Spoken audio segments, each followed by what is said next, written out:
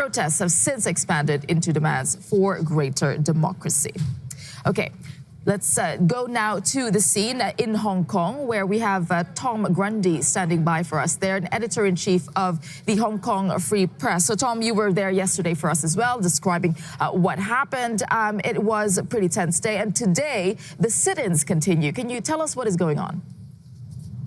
Well, certainly I'm at the Tsim Sha Tsui police station now, which was the site of some of the fiercest battles over the last 17 weeks even. This has been a flashpoint on Nathan Road.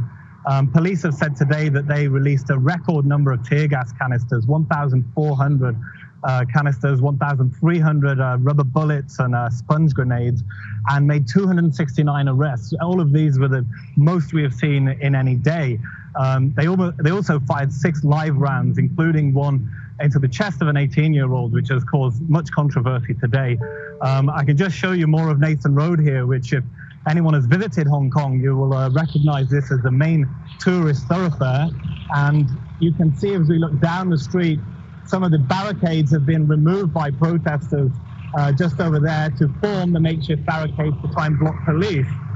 Although a lot of the anti-government graffiti has been cleaned up around here, it's a lot quieter than usual. This is Golden Week. Normally we would see this heaving with particularly mainland tourists, but things have taken a downturn, obviously, with tourism and the economy. And today we barely got to lunchtime without there being wildcat protests over on Hong Kong Island. And I've just heard that in the last hour or so up in the north of Hong Kong, there has been tear gas and more road occupations and wildcat protests. Yeah, I do recognize that street very well, Tom. And, you know, the reaction to the use of live fire, which was the first time they did yesterday, is the reason also why we're seeing some of the sit-ins. But now that the protesters said, you know, they will still continue, how is this going to play out? And how has Beijing reacted so far to the most violent day they've seen so far?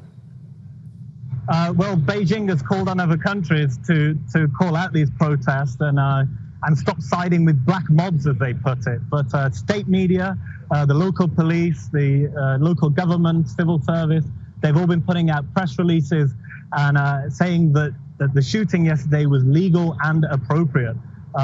This is a leaderless movement. We don't know what's going to happen next. And a lot of the protests, certainly tonight, are completely wildcat and unexpected. But we did have a citizens' press conference earlier today, and they said, we are now in a state of war.